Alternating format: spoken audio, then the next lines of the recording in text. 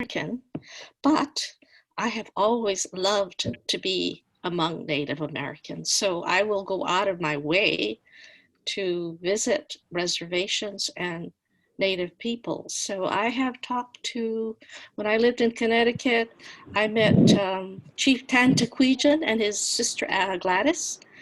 They're from the Mohegan tribe. I've spoken with people in the Pueblos of Taos, New Mexico, Navajos, people up in Northern California, not too far from the people who are the Hupa. So I'm going to really, what I want to do is give you an overview of Native Americans so that it leads into a narrower topic, which is very local.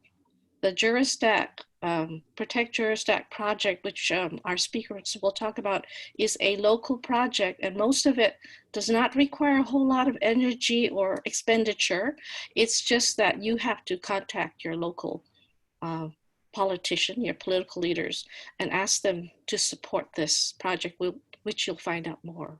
So you don't have to go to another state or go across the country. This is local. This particular project is based in the Morgan Hill area. So let me cover 10,000 years of Native American history in the United States for you. So we Californians are living on lands that were originally inhabited by indigenous peoples who are also called American Indians. I hate that name because American Indians, Indian American, they're completely two different peoples. You know what the difference? So, and they're also called, the Native indigenous peoples are also called Native Americans.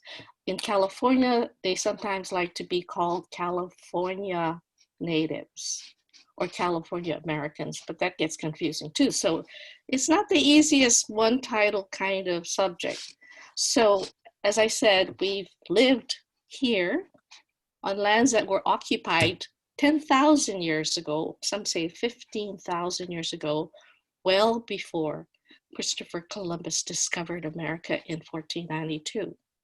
So why are we talking about indigenous Indians and race? Well, let me give you some context. Here's a short story about the Porch Indians who live in northern Alabama. They approached Martin Luther King in the late 1950s because they had issues with wanting to desegregate the schools in Alabama. Why? Because the fair-skinned or whiter-skinned of their children were put on buses and bused to the schools. The dark-skinned children of the same tribe had to walk. So the Porch Indians didn't know what to do about this. One of the things about the Deep South is they don't really have a whole lot of racial categories. You're either white, black, or colored.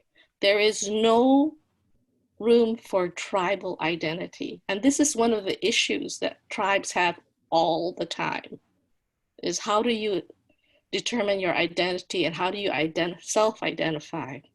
So they contacted Martin Luther King, who was already working on civil rights issue. And this is what Martin Luther King said and wrote in his book, Why We Can't Wait, in 1963. Our nation was born in genocide. When it embraced the doctrine that the original Americans, the Indian, was an inferior race, that even before there were large numbers of Negroes on our shores, the scar of racial hatred had already disfigured colonial society. From the 16th century forward, blood flowed in battles over racial supremacy. We are perhaps the only nation that tried as a matter of national policy to wipe out its indigenous population. I can tell you a lot about that, but I only have 10 minutes. Moreover, we elevated that tragic experience into a noble crusade. Indeed, even today, we have not permitted ourselves to reject or feel remorse for this shameful episode. Our literature, our films, our drama, our folklore all exalt it. Pretty strong stuff. So what is he talking about? Genocide. Let me show you a book I just got from the library. It says An American Genocide, subtitled The United States and the California Indian Catastrophe. This is written by, this is the newest of the history, scholarly history books that they say is meant for the public to read. It's like 700 pages. So if you want a condensed version of 1 hour lecture by this author, his name is Benjamin Matney. This is from 2016. You can get it on YouTube. And it's listed in the resource list that I sent earlier. So I made it really easy. If you do have any interest at all, the resource list has like 1 hour or less, 40-minute videos that cover almost all the issues that relate to California Indians and Native American Indians. So could you show the map that only have 4 minutes? Yike! Okay, so this is a map based on a very famous social anthropologist who determined that there are 10 major regions of tribes. This pink one right here is California. California has its own whole region. There are about 100 tribes that live in California. The whole rest of the United States and part of Canada are all the others. And I mentioned Mohegans before. They're in the Northeast. They're based in Connecticut, where I met Chief Tantaquidgeon. They're also based in New York. They're the Indians who met the Pilgrims in the 1600s. So let me give you an aside. You know Thomas Jefferson's Declaration of Independence? There's only one group of people that is condemned. They're called merciless savages. It's in the Declaration of Independence. We have had a long, long history of being afraid of Native Americans, condemning them, taking their lands, and also legislating against them. Apparently, I forgot where the references were. In 1890, Congress tried to completely exterminate the Native Americans. You know the reason they didn't pass that? Because it was too expensive. So back to California. California has an even worse history. Of all the regions I'm talking about, they have the worst record of genocide. This book, about a third of it is appendices, and it covers very minute details of all recorded incidents of murders of Indians. Do you know California in the late 1890s had legislation that paid people to behead Indians or scalp them and bring them in for a payment?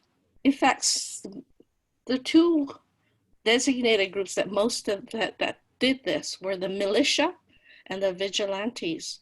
Remember, I said this is 1890, but it started before that. The first mayor, the governor of California, his name is, it's in my, Peter Burnett. He was one of the major instigators of this. And the first time I met Lou, who is one of our speakers, he and his friend, Melanie, who's my friend, said, across the street, there's a middle school that just changed its name from Peter to Burnett to Ohlone Middle School. Yep. And why did they do that? Because they didn't realize that the first governor of California was such a racist and murderer. So, I'm yelling enough. I'd like to kind of close out this 10,000 years. I'm sorry, I have a whole list of Spanish discoverers, Ponce de Leon. Are those very familiar to you from school? Ponce de Leon, Hernando de Soto, all these Spanish discoverers. Yep, they helped us establish the missions in California. And you know who labored on doing those missions? Yep, it was the Native Americans. They were enslaved, sent to the missions to build them.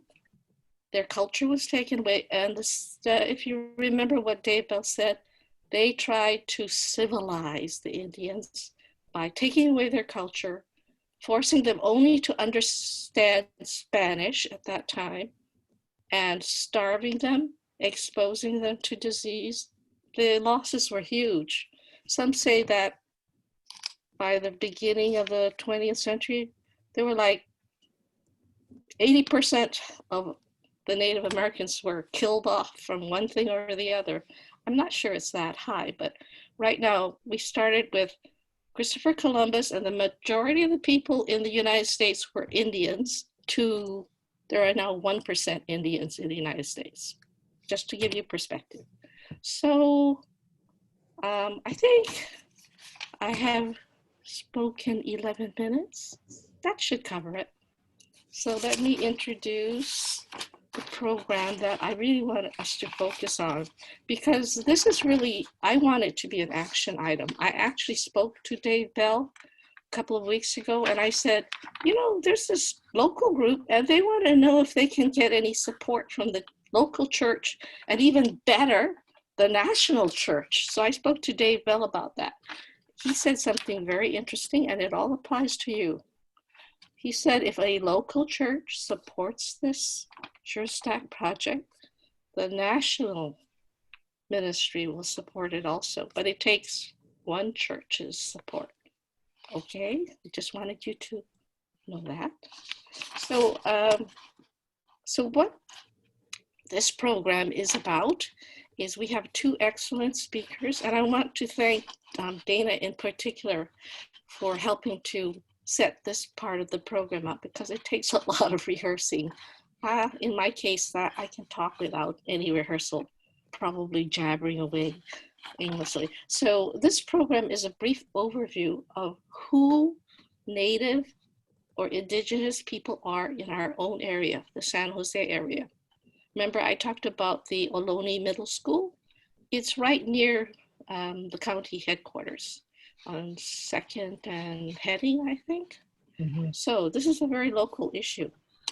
So it covers actually a region. So we're going to discuss, I've already kind of discussed the long history of racism and violation of human rights. I could go into, that resource list I sent covers a lot of the issues, covers a lot of identity issues. There was the taking all the children to civilize them so that they wouldn't practice their own ways. But you know, that's not going to be covered here. What we'll be doing is we'll be watching a 15-minute video program live with our speakers on the current issue of protecting a local sacred site called Jurastat near Morgan Hill or Gilroy, with a call for community action from us. The video will cover the current regional Indigenous, it'll cover the regional Indigenous tribe. By the way, the tribes mentioned are not federally recognized tribes. It's horrendously difficult and expensive to get federal recognition. So these are local tribes that exist, even though they can't get federal recognition or on any of the benefits, but that's another issue. So they're going to cover the local issues of local culture, and then we'll have a Q&A that follows with our speakers. And I don't know if we have any guests from the tribe, but it's very difficult to get them to participate on such short notice. So I want to tell you a little bit about our speakers.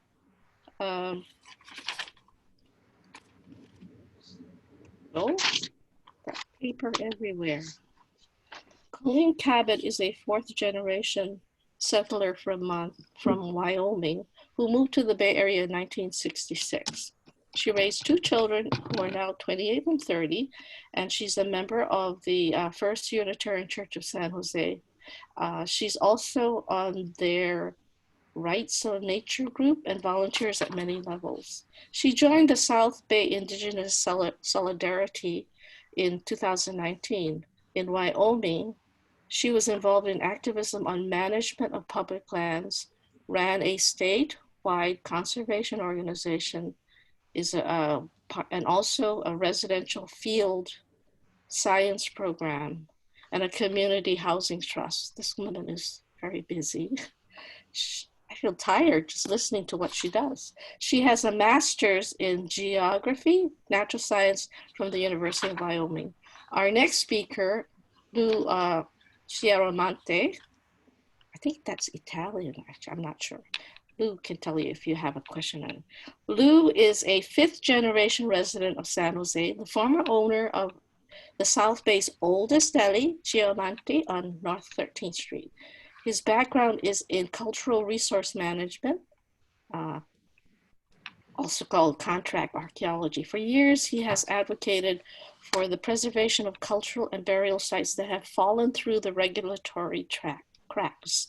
He organized South Bay Indigenous Solidarity, which has worked closely with the Amamutsan tribal band to preserve Jurastat. He also helped organize two local chapters of the Democratic Socialists of America. So I'm not sure if our data, are our speakers available? So yes, they're right here. We'll just, oh, wonderful. Oh, they're with you. Colleen and Lou, just jump in. Welcome to our speakers. Thank you, Shirley. Hi, Lou. Hi, Shirley. So I think we have about 20 people on this call. Is Colleen also available? She should be. Got to unmute these things. Hi, Colleen. But hi, Shirley. It's so great to see you in person. Well, thank you both for being available to speak to us. As you know, this is part of our race relations series, but I think that the subject you're going to discuss is so unique and so different from what we've been listening to. So without further ado, please go ahead with your program. Okay. Well, thanks. I'll say a few words of introduction and then we'll just queue up the slide program so we can get going. Thanks very much, Shirley, for your very nice introduction. It sets the big scene. And I want to say I'm very touched to have sat in on your program starting at 10 with David Bell. I'm really impressed with all that your church is doing around the doctrine of discovery and working very hard to right some of these wrongs. So really great introduction to what we have to say. So let me queue up, share the screen, and oh, okay, you're selling, I can do it. Great. Oh, wait, you said you disabled attendee screen sharing. Dana, can you queue it up? There we go. This should help. Zoom is a mystery to me, I tell you. Okay. Tell me about it. Is that working now, Colin? Yeah, I have to change my slide deck a little bit here. I changed the slide order, so let me get that done. Oh, it won't let me till I share. So you'll watch my slides flip through as we get started. And there we go. Okay, I think we're up. Okay. And I'll go ahead and make it full screen, and we'll just launch.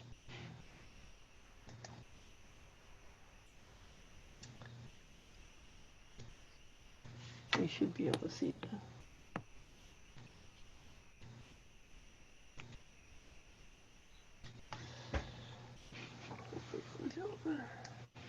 Okay. We're here to invite you to join us and some 50 other organizations in solidarity with the Amamutsan tribal band to keep a gravel mine from destroying their sacred land of Eurostak. Let us introduce you to the Amamutsan and to this beautiful place here in Santa Clara County, and let you know how you can help. Tribal Chair of the Amamutsan, Valentin Lopez, has reviewed what we'll share and given us permission to offer this much abbreviated version of the Culture and Ecology of Eurostak presentation made last fall. Oops. Okay, it's not, I might need some help. Oh, there it goes. Okay. Our tribe wants to return to Eurostak, Chairman Lopez tells us.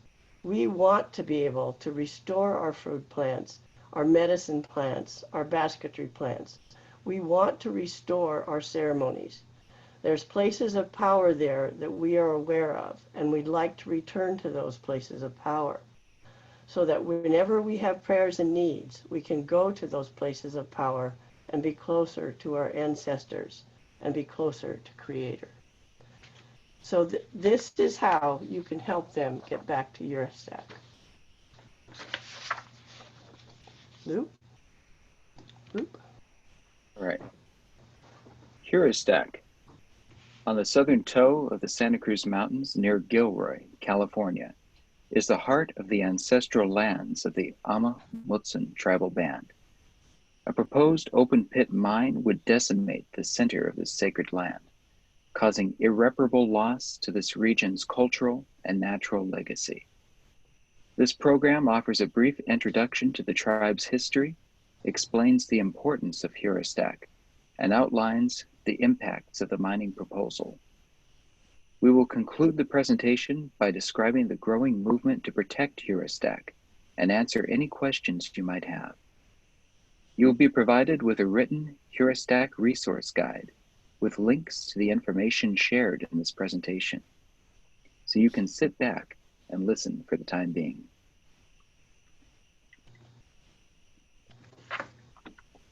The Amamutsan tell us, quote, "For thousands of years and hundreds of generations, our ancestors lived, raised their families, and took care of the environment of our territory. So it provided for our finned, winged, four-legged, and leafed kin. They held ceremonies at Eurostak and throughout our ancestral tribal territory to keep our lands sacred and to pray and give thanks to Creator for all that has been given to the Amamutsan." Let's step back to before the time of European contact. This map gives some indication of the hundreds of distinct cultures and language groups that existed side by side in the most densely populated area north of Mesoamerica.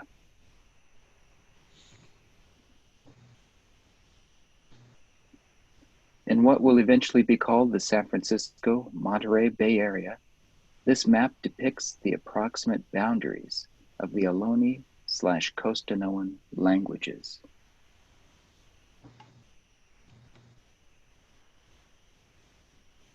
This map conveys where the ancestors of the Amamutsan live in numerous villages stretching from Año Nuevo in the north, around much of Monterey Bay, to Pinnacles National Park in the south, and east to the Diablo Range.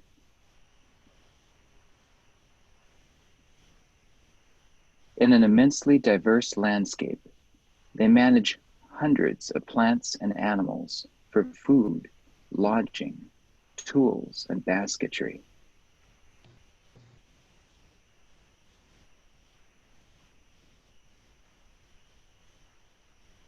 Through the seasons, they carefully burn, prune, save and sow seeds, weed, till, hunt, and fish.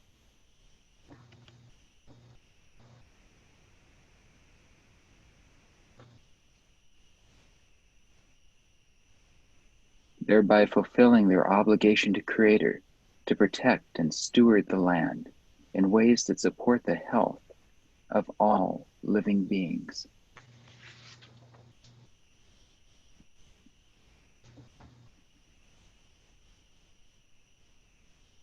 Three waves of colonization destroy that way of life. What we have to share here is the truth, and it can be traumatic.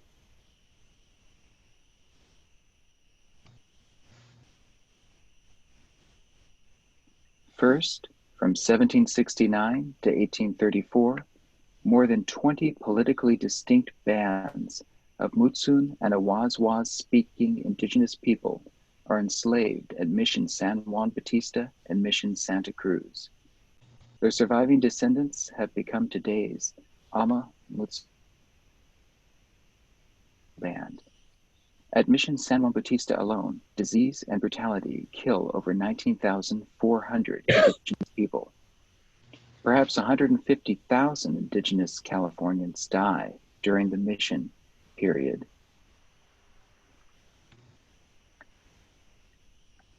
The second wave occurs as Mexico wins independence from Spain in 1821 and begins disbanding missions.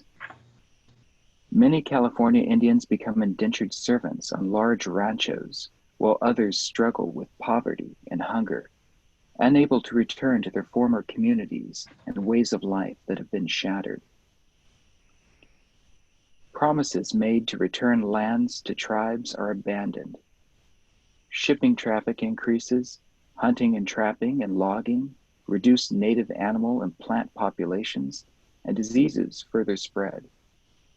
Perhaps 100,000 indigenous Californians perish in just 14 years of the Mexican period.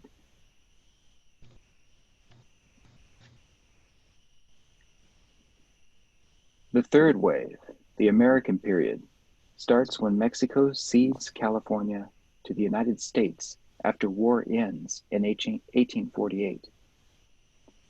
Destruction of land and native people intensify as tens of thousands of people flood into California during the gold rush of 1849.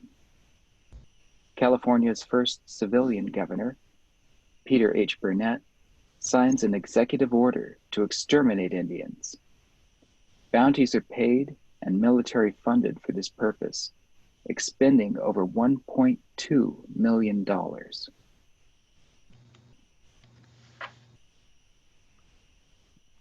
This pervasive, statewide persecution sends an unambiguous message to all indigenous people: hide or be exterminated.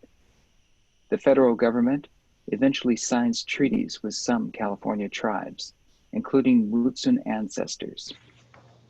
However, these treaties are sealed away by the state legislature and are never ratified, leaving the Ama Mutsun and many tribes landless within their own homelands.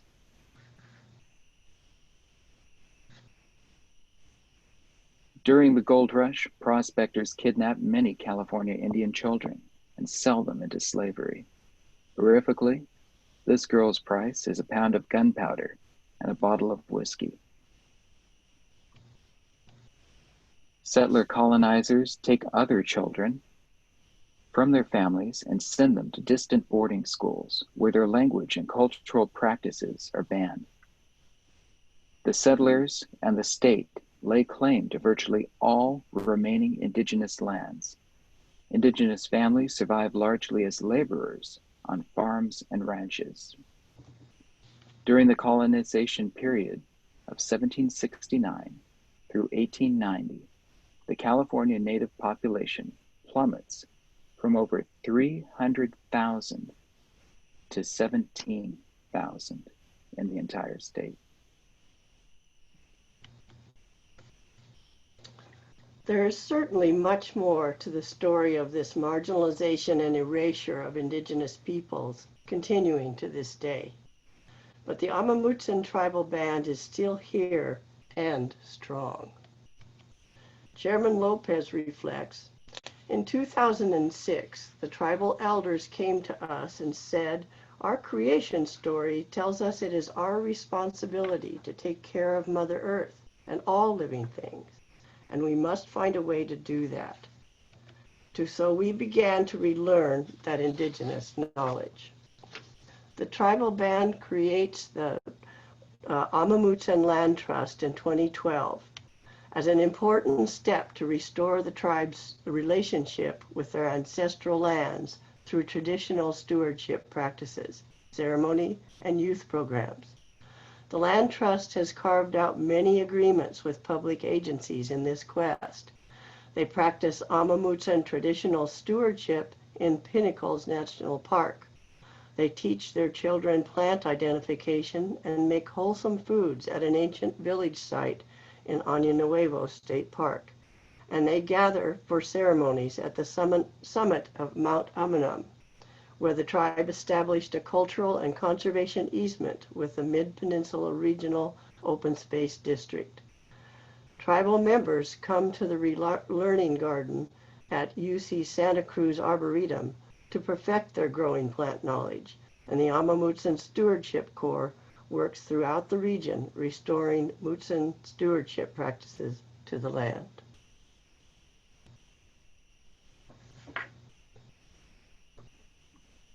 Sargent Ranch is a privately owned parcel that includes the central portion of the land traditionally known as Huristock. An investor group based in San Diego purchased this land at a bankruptcy auction and is seeking to develop an open pit sand and gravel mining operation in the Sargent Creek and Flint Hills watershed. You can see Highway 101 at the bottom of this slide, with Monterey Bay in the upper left corner, San Jose to the right, and the Santa Cruz Mountains in the center. The proposed mine site is above Highway 101.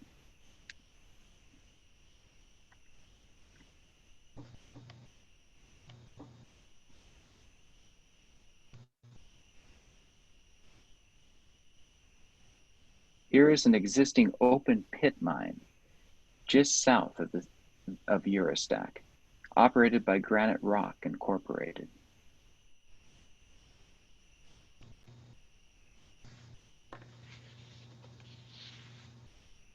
The following are key elements of the proposed Sargent Quarry project, as listed in the mine permit application. The project would include excavation of open pit sand and gravel mines covering 320 acres of land, digging out 4 separate pits, each hundreds of feet deep, hollowing out 4 sacred hills, removing some 40 to 50 million tons of material. This would generate 200 to 800 daily truck trips with the accompanying pollution and congestion. Building a 14-acre processing plant, which would require new roads for hauling and a 1.6-mile-long conveyor belt.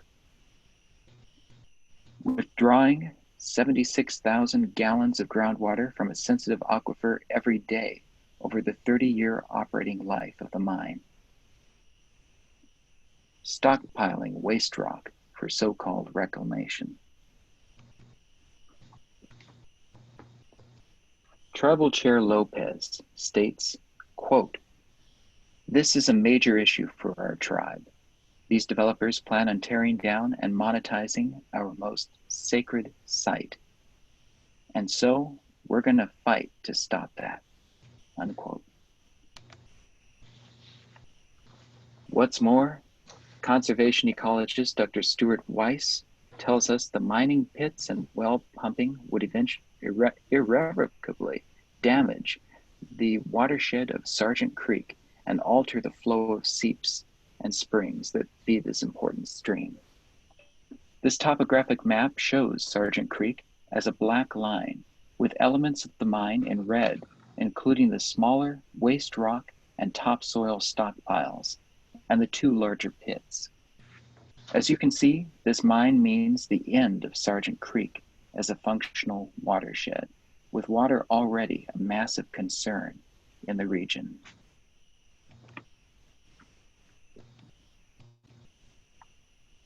Chairman Lopez explains, Just quote, a minute, it went out of space here. Oh, okay. It's good. Okay. Thank you. So, Chairman Lopez explains, quote, when you look at our other ceremonial sites and our hunting, fishing, and gathering places, the vast majority of these places have been lost to development. Huristack is one of the very last remaining undisturbed areas, unquote. The cultural and spiritual impacts of the gravel operation are immense. The tribe further explains, for Mutsun people, Huristack is the home to a powerful spiritual being known as Kuksui. Huristack translates to place of the big head, and big head dances associated with Kuksui and other healing and renewal ceremonies took place in the area for centuries, often attended by neighboring tribal groups.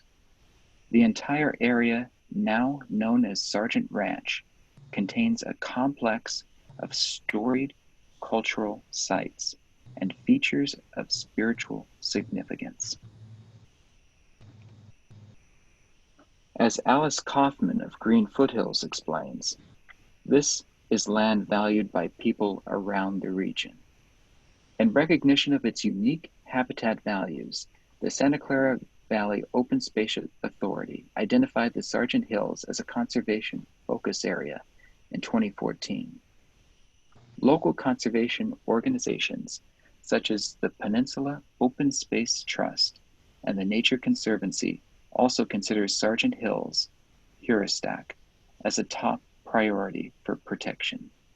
In 2018, even the Santa Clara County Supervisors voted unanimously to, quote, determine the interest and ability to protect the whole of Sargent Ranch, unquote.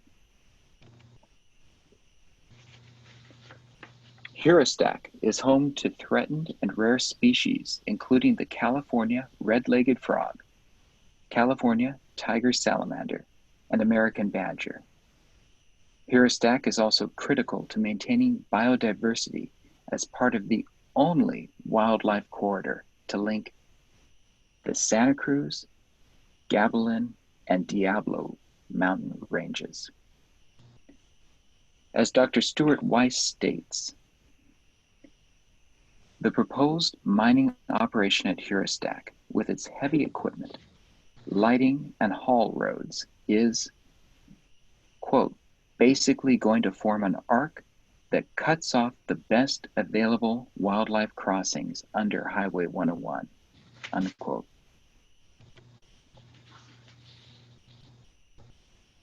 Tribal Chair Valentin Lopez often speaks about the ways that Native American spirituality and culture continue to be disrespected and dismissed within American society. He says, quote, if we were Catholic or Muslim or Jewish or Buddhist, if we were any other religion, and this was known as a sacred site, they wouldn't dare think of proposing a sand and gravel mine, unquote. The movement to prevent this mine is growing stronger and stronger. Here, 400 people walk with Yamamutsun from Mission San Juan Bautista to the edge of Huristack in 2009. This is where we are in this process. The Debt Acquisition Company of America has applied to the Santa Clara County for a conditional use permit for a sand and gravel mining operation at Sargent Ranch, Huristack. We expect the draft environmental impact report for the Sargent Quarry project to be released after the turn of the year, at which time a public comment period will begin. California residents and organizations of all kinds must speak up in solidarity with Amamutsun in order to ensure that this quarry application is denied. Alice Kaufman states of Green Foothills, the landowner Debt Acquisition Company of America needs to abandon their proposal and instead sell all of the land for conservation. There are conservation agencies and organizations that are standing ready to purchase that land. Here's what we can do together to get that permit denied. This will be in your Stack guide, so don't worry about trying to capture all these links.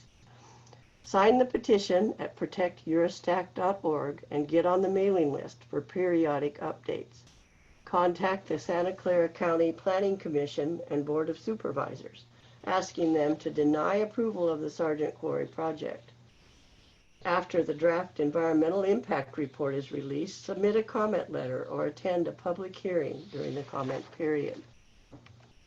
Join local groups working with the tribe, South Bay Indigenous Solidarity in San Jose, or Friends of Eurostack in Santa Cruz, as well as others around the region.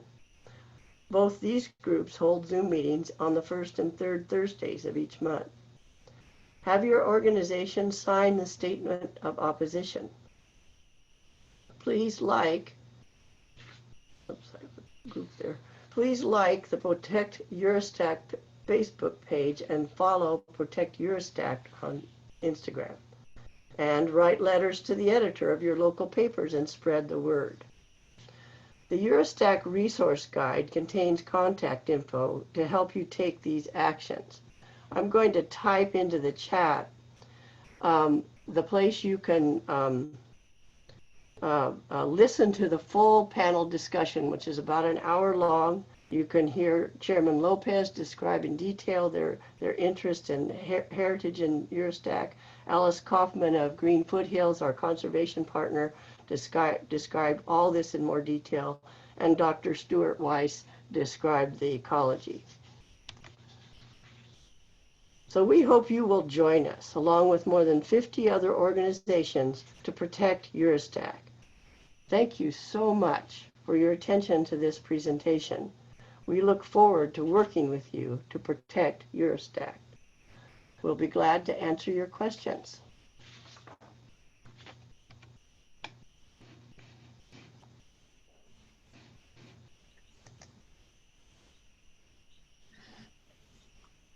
Thank you, Colleen, Lou. Very, just incredible presentation. And so Shirley, I'm going to turn it back over to you.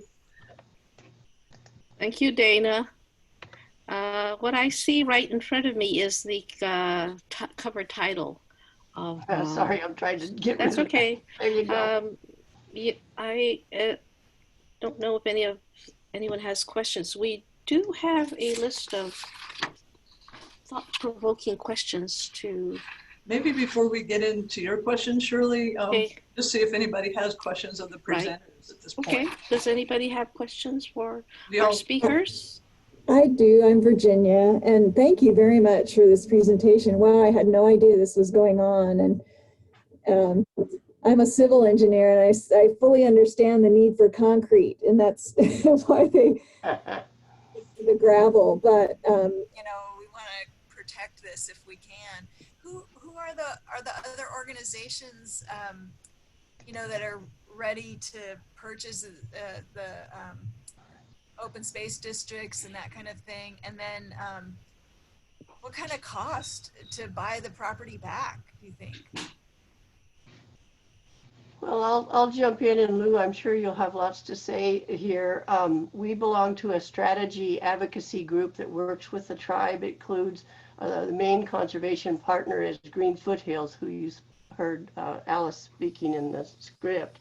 But they're the big conservation groups in the area, Sierra Club. It includes also ACLU, the Center for Biological Diversity. It's a really big group. So the tribe has been incredible in reaching out to find partners to work on this. And when we went to Morgan Hill, we saw that wonderful group of people at Morgan Hill. Their city council passed a resolution unanimously to protect Eurostack as in its whole. And many of those organizations were there along with many tribal members. And it was a pretty big moment for us. Thank you very much. That's just great. Yeah. Good to hear everybody's on board. Yeah, thank you. And if all of you want to sign, like Shirley, we're really excited that your national organization and yourselves want to follow in with this process. And there's many entries to sign the letter of opposition and add to that group of people. Each of you, if you can sign that petition at protectyourstack.org, send that petition to your friends and family, send it to organizations you believe in. It would be wonderful. Lou, did you want to say more about the cooperating groups? Well, I think what part of the question was about specific offers of people wanting to buy the land, and so that's somewhat, you know, kept confidential since the offers are, you know, sort of being privately made and such. But you know, there has been certainly talk and offers, you know, made towards the landowners in the past about selling the land.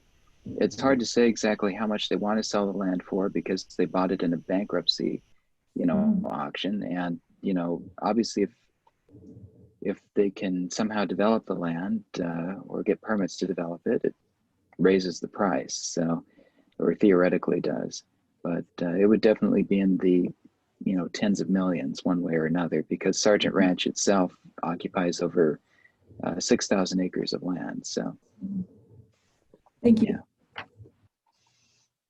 Yeah. Sandra had her hand up, and then Victor. Yeah, thank you.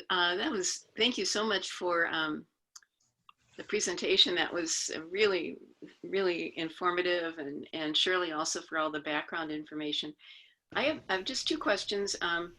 One is from the sense of, I'm sure meetings have been going on with the County Board of Supervisors and the Planning Commission, wondering if you've gotten any kind of sense of where they're standing, or there are certain supervisors who have come out or you feel need more encouragement and more education than others. And then also, I know our local tribe, I know is the Ohlone tribe, and I'm just curious with the Ama Mutsun tribe and the Ohlone, were they at all related at one time, or are they completely two separate?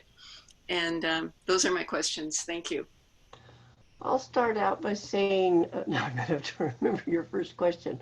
The tribal chair and several of the tribal members have met with every Board of Supervisor member, and I believe they've also met with the Planning Commission members. And this has been going on for a couple of years now, and thousands of letters have gone to the Board of Supervisors to encourage them to deny this permit. Lou, I'm going to let you talk about the government officials because that's really your bailiwick. Yeah, I mean, obviously the Board of Supervisors themselves can't comment officially on if, you know, they're in the backing the tribe's position to preserve the land or would be backing the developer's position to create the mine, because the way this will work out is once an environmental impact report for the project is released, there'll be a period of public comment, and if the Planning Commission, the County Planning Commission, decides to approve the permit after the period of comment, once the comments have been answered or addressed, then there'll be a option for the tribe or other interested groups to appeal that permit. And if that happens, then basically the Board of Supervisors will act almost like a tribunal to determine if the permit will be issued or if it will be denied. So since the Board of Supervisors might be acting in that sort of seat as a judge, they can't comment one way or another as to if they're going to, you know, approve or disapprove the permit at this point, because that would, from a legal standpoint, that would be very, well, not the right thing to do. So at present, there is a focus to ensure that the supervisor for the district in which Heuristek is located, which would be Mike Wasserman at present, you know, that his office is duly influenced. And certainly our group, South Bay Indigenous Solidarity, and other groups interested in this would be happy to, you know, interact more with residents in that southern district, in District 1, to ensure that, you know, further meetings with the supervisors can take place prior to any sort of vote on the issue. That's a very important district to ensure that whoever is a supervisor for that district, that they hear from the public in that district, that, the public is opposed to the mine. And then as far as the tribal relations, you recall back to the map showing the Ohlone language families. And Ohlone is it's sort of an anthropological term to describe a language or language family that was spoken in much of the San Francisco Monterey Bay Area. And so obviously the individuals who lived here before the time of colonization usually identified with their local political unit, which would be their tribe or smaller group, their village group. And the way the modern tribes are trying to reorganize is basically they determine their membership based on the descendants living today, based on their heritage to different missions. So the Muwekma Ohlone tribe, basically its membership is pulled from people whose ancestors were taken to Mission Santa Clara de Asís, Mission San Francisco, Dolores, and Mission San Jose. And then the Amamutsan tribal band pulls its membership from people whose ancestors were taken to Mission Santa Cruz and Mission San Juan Bautista. And so that's sort of how the two groups are organized. Neither of the groups is federally recognized, but you are correct. If you live in northern Santa Clara County, that would be the territory that is being represented for the most part right now, or most officially, by the Muwekma Ohlone tribe. And when you get the resource guide, I don't know if you've opened it yet, but there's a nice list of other tribal groups that are fighting for their own sacred lands. You'll see on the second page, Berkeley Shell Mounds. They even list Mauna Kea out in Hawaii. So, the tribal groups usually, the Amamutsan tribal band is here with amamutsan.org, and Muwekma Ohlone is muwekma.org. I'll type it into the chat so you'll have both. You'll have the Amamutsan. I'll put Muwekma. And Victor had a question. My question was around, were these groups trying to actually return the land to the control of the tribes, particularly the Amamutsan tribe? It's like, would their land trust try to purchase the land? Is that what's the ultimate goal? I'm trying to figure out who's going to control the land if it's purchased from the owners of the land currently. There's many models out there right now. Pitt River Tribe north of us is working with the National Historic Preservation Act to protect Medicine Lake, their site. The Eswin Indians just got bought a piece that a deceased owner made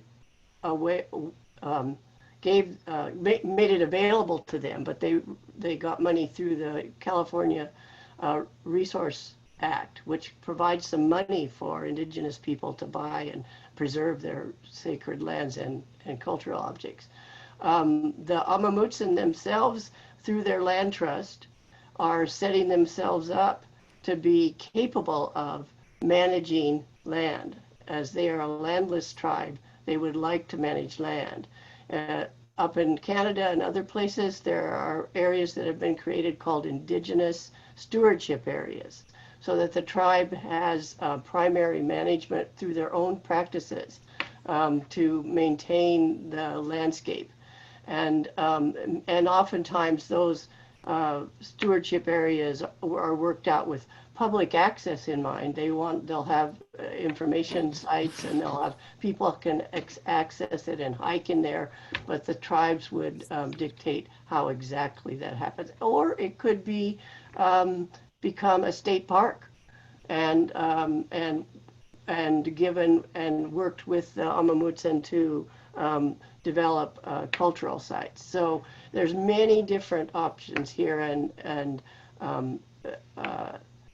it's hard to say where it will land because we're so focused right now on defeating the mine.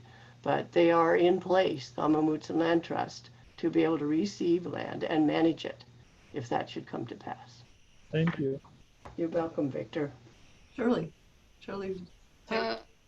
While I was doing research, I discovered the practice of Indigenous peoples of annual burning, selective burning of the landscape to prevent huge wildfires. And of course, that's where our mines are these days. So is that practiced by our local tribes?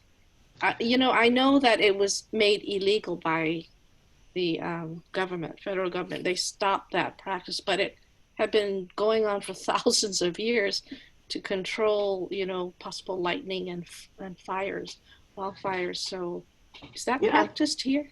Yes, the Amamutsan have a stewardship corps, young tribal members who go out on the land and work with Pinnacles National Park and do prescribed burning down there. They do it other places where they can work with agencies to do that. Our Lady with the Yurok tribes, the Yurok people are very engaged with burning projects, and it's becoming more and more recognized by both land agencies and the state that traditional Native practices should be a part of how we recover from these huge fires. And I know Val and the Amamutsan Land Trust want to be active in that process because we can't let all that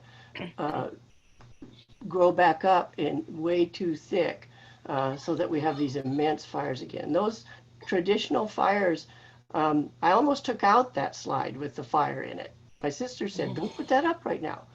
But those fires, because they're started between every 1 and 8 years, depending on the plants they're managing, clear out the understory of brush and the dead trees and the dead whatnot. And so those fires go through very quickly, and they do not kill the larger trees. It's a whole different way of thinking and living on the land. Thanks for that great question, Shirley. In fact, I think you put the NPR story in your resource guide. No, I didn't. I kept a separate list of, I just put a few about that subject, and I sent it to the executive director of the Amamutsan Land Trust, and he was quite interested in, that the articles, because they're recent. Yeah. The NPR one was just this month. Yes. So. Yeah, so in tribal, go ahead, Lou. I'll try to get that link up onto the chat. Yeah, Tribal Chair Lopez has talked with a couple of media outlets since the outbreak of the most recent fire.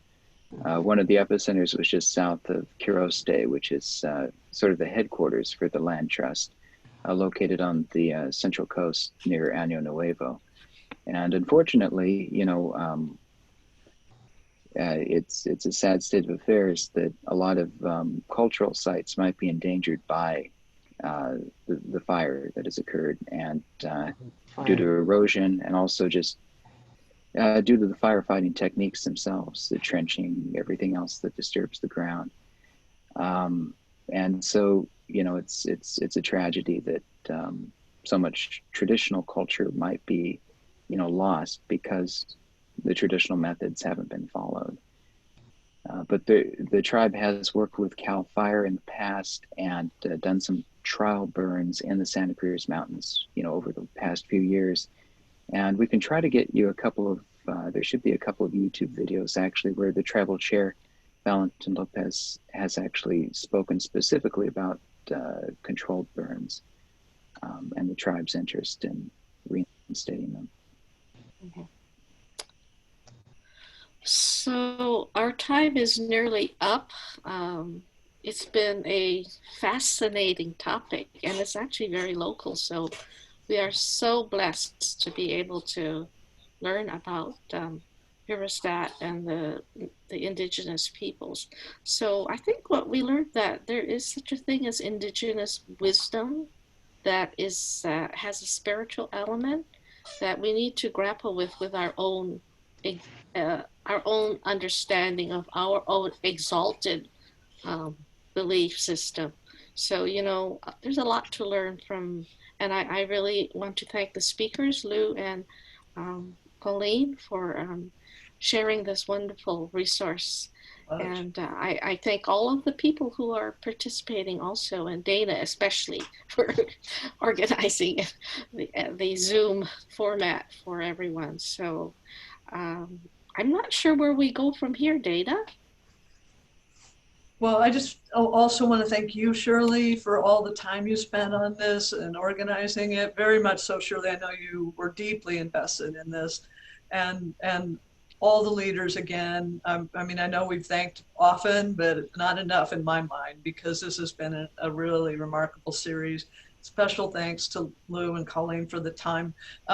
They're going to be doing this presentation a lot more, and this gave them kind of a chance to try it out today. So I'm really grateful to the Urban Sanctuary community to be the host for that, and it's a deep honor for us, quite frankly. So thanks for letting us be with you in that. And we will, I think next be great for our board and congregation to look at an action item related to this as well that might be passed on to the national church, as you've discovered through David Bell. So we can put that in the pipeline going forward to make sure we discuss that at our next board meeting. So this is just part of a much, much longer conversation and action to be taken. So thanks everybody, and we'll be doing more too in relation to other action items and ideas that have been generated by the program team. And if any of you have any of those related to past studies we've done, please just shoot those in an email to me and Victor as well, and Deb, and we'll respond to them. We look forward to everybody's input into where we go from here. Right? Thanks everybody. Really been beautiful. Take care. Thank you. Thank you. Thank you very much. Thank you. Lovely to meet you all. A pleasure to have you. Thank you, Dana. I love facilitating this kind of conversation. Been utter joy. Thank you. Me too. I feel that way. Yeah. Thanks, Shirley. You're welcome. Thank you, Shirley. Vic. Thank you, Dana. Okay. Thanks, Lou. Thanks, Colleen. We loved having you. All right. Bye-bye.